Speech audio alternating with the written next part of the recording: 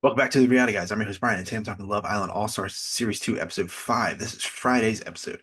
All right, this one's only 55 minutes, 50 minutes. So obviously an uptick for me. Don't want to be sitting here for an hour 30 because again, I don't think much happened. But um, Elma and Kaz, they patch it up. So they have a little conversation, both apologize to each other. We knew this was going to happen. They've done a pretty, I think everyone's done a pretty good job of like they have a night or a couple hours of conflict, patch it up. We'll see if anything more comes from it, but I feel like Kaz is gonna probably move on to. I mean, she's with Luca now with the coupling, forced coupling, but again, I don't know. We have our new bombshell Tina coming in, so it all really stems on who she chooses. Like it could have like a ripple effect elsewhere. Naz and Catherine kiss, so good for them. I don't know. Get a text that Luca, Naz, and Scott are going to go on a date with a new bombshell. They're all like, "Ooh, who could it be? Who could it be?" Oh, and they like hint that it's an like an older season person, and find out it's Tina. She's from London. She was on season 2, and if I think I had this quote correctly, she was the one that somebody called her a made in Chelsea reject bitch. I think that's what she said. Could be wrong, but that's what it sounded like to me.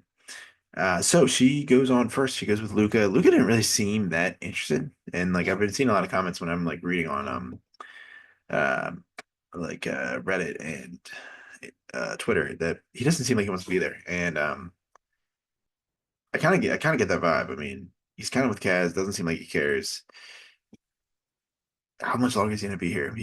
We'll see. And I mean, there was a couple of people self eliminated last season too as well. So like, if the people, if you don't, why don't waste your time? If there's nobody here that you might even want to be with. So we will see what happens with that. Next was Nas.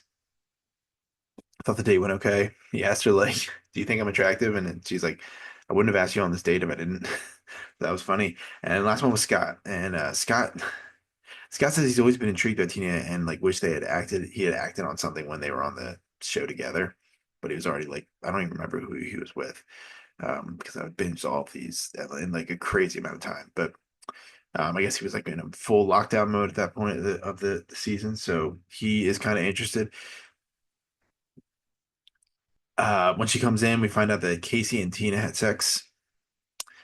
Whew, I don't know if that's more of an indictment on her or Casey, because again, what do people see in Casey? And again, it's just this reminds me of like I know this is The Bachelor here is obviously not as good as Love Island, but these people get into the like a fraternity of and they just will sleep with each other and recycle like each other and it just they they think they can get then nothing's going to come from it. That's why it's like the All Stars is fun to watch, but what are the odds these people are actually going to like date somebody else from another season? I just they're all fame hungry, so I don't know. It's just there's always somebody like that on the season. Like, oh, we had sex, and then everyone's kind of surprised. He says it's overheard, brought up to her. Then it's just like again, you say it out loud, it's gonna get caught. Somebody's gonna repeat. It's gonna come back to you. Scott tells India that he owes her, Tina, and himself the respect to get to know each other. And India kind of takes it like okay, but later she's thinking about it, I was like, this is dumb. And like, no offense, I would never drop India for Tina in my life, ever. But I don't. Scott's gonna do what he's got to do, I guess. This could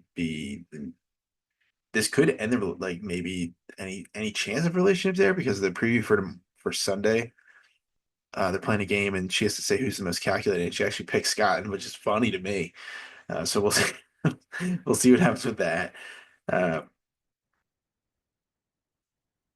I don't know. I just other people are just like Scott. You didn't have to do it the way you did, and then like you have Kaz over here, like oh you should. Kaz is the one who's like kind of being like oh Scott you should do what you want. So it's like again this is the same person that's like was kissing somebody that her friend just kissed 5 minutes ago. So know your allies, I guess.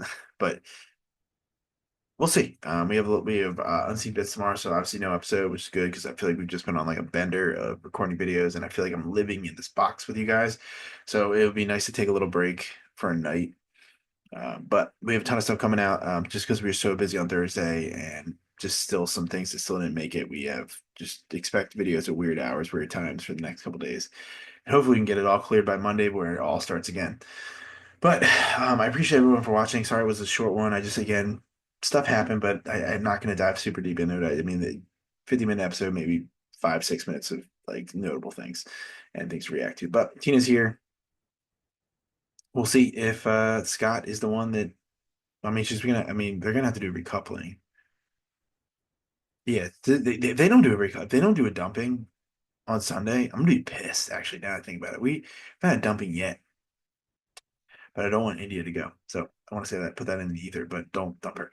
All right, so thanks for everyone watching. I will talk to you on Sunday for episode 6, and I hope you guys have an awesome weekend. Peace.